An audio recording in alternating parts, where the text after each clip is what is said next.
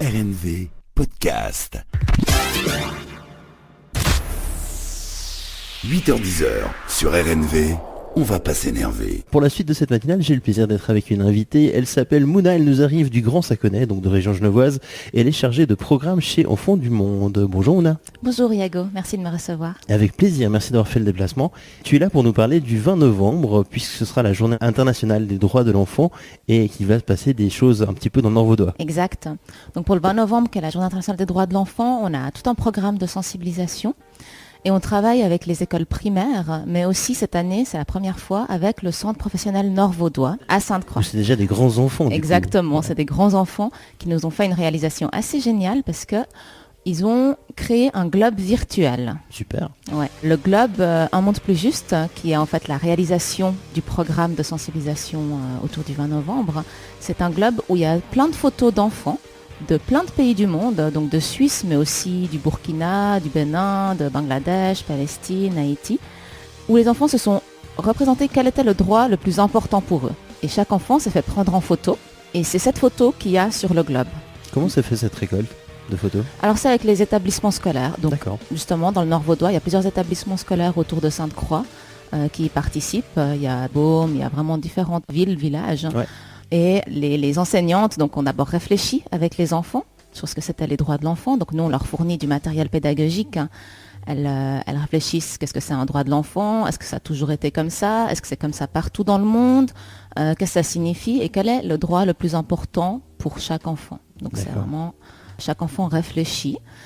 Il va décider le droit qu'il veut représenter. Donc après, il faut aussi qu'il y ait une partie créative. Donc par exemple, le droit à l'éducation, c'est assez facile à représenter. Ils vont prendre un livre et puis faire semblant de lire ou quelque chose comme ça. Mais il y a d'autres droits qui sont un peu plus compliqués. Le droit à la protection, le droit à la santé. Les enseignantes vont, souvent c'est des enseignantes en fait, vont prendre en photo les enfants. Et ces photos vont donc être travaillées au niveau graphique pour qu'elles puissent être des parties de ces continents et créer ce globe Un monde plus juste. Puisqu'on imagine effectivement qu'il faut leur donner des formes un peu particulières pour que tout ça matche dans ce globe. Exactement, il y a tout un travail au niveau du traitement des couleurs et de la taille des photos pour que ce soit bien agencé. Donc ça, c'est un travail qu'on fait avec une graphiste. Et ensuite, ce globe est réalisé avec d'autres partenaires. Donc on a notamment un partenaire au Burkina, on a vraiment beaucoup de prestataires qui nous aident. Ce globe est réalisé, il fait quand même 1 mètre et quelques de diamètre, donc c'est un assez gros globe. Et cette année, il tourne. Donc c'est assez sympa parce que les enfants, souvent, ils n'arrivent pas forcément à voir tout le globe. Ouais. Et là, en l'occurrence, vu qu'ils tournent, ils pourront vraiment regarder, chercher leurs photos s'ils le souhaitent, etc. D'accord. Tu parlais d'une interactivité. Qu'est-il possible de faire avec ce globe ? Donc quand on va sur la photo d'un enfant, on voit ce qu'il voulait mettre en lumière ? Exactement, on voit finalement le droit qui pour lui était important et qu'il voulait représenter. Et symboliquement, ça permet vraiment de voir que tous les enfants du monde veulent se faire entendre et veulent faire entendre et revendiquer leurs droits pour un monde plus juste. D'accord. Et puis alors sur Sainte-Croix, est-ce qu'il va y avoir des manifestations, des activités en rapport à cette activité Un monde plus juste ? Exact. Le 18 novembre, c'est les portes ouvertes du CPNV. Donc on va en profiter pour présenter le globe, Un monde plus juste, donc le globe physique, mais idéalement aussi le globe virtuel. Donc ça, c'est vraiment les élèves du centre professionnel Nord-Vaudois qui ont beaucoup travaillé et qui ont réalisé ce globe virtuel où finalement on peut chercher comme ça sur le site puis double-cliquer sur certaines photos pour les voir apparaître en plus grand. Parce qu'on le rappelle, c'est une école d'informatique, la branche de Sainte-Croix du CPNV. Et évidemment, il y a pas mal de connaissances dans le domaine par la barreau, médiamatique et compagnie. Exactement, oui, c'est avec eux qu'on a travaillé, donc je les remercie, c'est vraiment un travail génial parce que ça va permettre aussi à des enfants qui n'auront pas forcément l'occasion de venir voir ce globe physiquement, de quand même y accéder par Internet. Bien sûr, bien sûr. Donc le 18 novembre, on est au CPNV. Et puis le 20 novembre, qui est la journée internationale des droits de l'enfant, on va aussi avoir une partie dans les établissements scolaires primaires de la région. Le matin. Et l'après-midi, on va dans un autre canton, on va à Fribourg pour faire la même chose. Ça va, c'est pas très loin. Hein. C'est pas trop loin. Tu peux mentionner, ça sera à Fribourg même ou ça se passe où exactement ? À Fribourg même, donc le 20 novembre l'après-midi. Et c'est pas terminé, le périple du globe continue. Donc le 26 novembre, on sera au Diableret, on retourne sur Vaud pour l'inauguration vraiment officielle du globe avec certaines autorités politiques. Et on va essayer, si le temps le permet, de mettre le globe sur le glacier.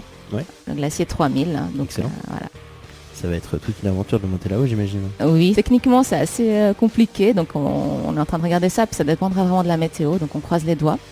Et là, évidemment, c'est public, donc tout le monde est invité à venir voir le globe, boire un verre avec nous, rencontrer Enfants du Monde et puis tous nos partenaires qui travaillent pour ce programme. Hein. Bah oui, parce qu'on a parlé de différents événements là, donc il y a des événements qui se feront en classe, donc on imagine bien que c'est réservé aux classes dans lesquelles ça se fera. Par contre, comme tu disais, le CPNV est en porte ouverte, donc là, ce sera aussi accessible à tout le monde. Exactement, donc c'est vraiment une bonne occasion pour voir ce qui se fait, pour voir le travail qui a été fait donc, dans les établissements scolaires primaires de la région de Sainte-Croix, mais aussi tout le travail qui a été fait au CPNV avec ce globe virtuel.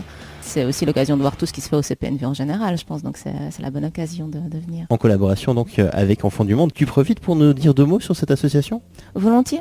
Enfants du Monde, c'est une association suisse. On va fêter nos 50 ans l'année prochaine. Bravo. Merci. Et puis, on travaille vraiment dans l'éducation de base. Donc, on permet à des enfants qui ont été déscolarisés ou qui n'ont jamais été à l'école de pouvoir accéder à une éducation de qualité. Et on travaille aussi dans la santé des mères et des bébés. D'accord. Donc ça, c'est tout ce qui se fait, on va dire, au sud globalement, donc dans différents pays, au Burkina, Niger, Bangladesh et en Amérique latine. Et en Suisse, mais pas seulement en Suisse en l'occurrence, on a ce programme de sensibilisation. Donc avec le projet Un monde plus juste, donc ce globe qui sera présenté le 18, 20 et 26 novembre. Ouais. Et un autre projet qui s'appelle Une chanson pour l'éducation. Ah, bien sûr qu'on connaît bien, avec K notamment. Exactement. Alors cette année, K n'est plus notre artiste parrain, mais on a d'autres artistes parrains assez sympas aussi, donc je pense qu'on aura l'occasion d'en discuter. Lesquels donc Mais lesquels donc? On en a beaucoup. En Suisse, on a Sylvie Bourbon, Jonas. On connaît bien aussi voilà. Jonas, rappeur émérite. Exactement, mais on a aussi des chanteurs internationaux, on a des chanteurs du Burkina, d'Icofis, on a une fanfare du Bénin, le Gangbe Brass Band, on a James Germain de Haïti, on en a vraiment beaucoup, on a Stéphanie Blanchard qui est moitié suisse, moitié belge, enfin voilà. Absolument, oui. Donc on en a beaucoup et je pense que ça va être très intéressant la suite, quoi. Eh ben, on se réjouit d'en savoir un petit peu plus. Ce sera peut-être l'occasion de reparler donc d'Enfants du Monde et puis surtout de ce programme, bien sûr, Une chanson pour l'éducation. Merci beaucoup, Mouna. Merci à vous. Et puis bon retour sur Genève, du coup. Merci. Ça fait loin.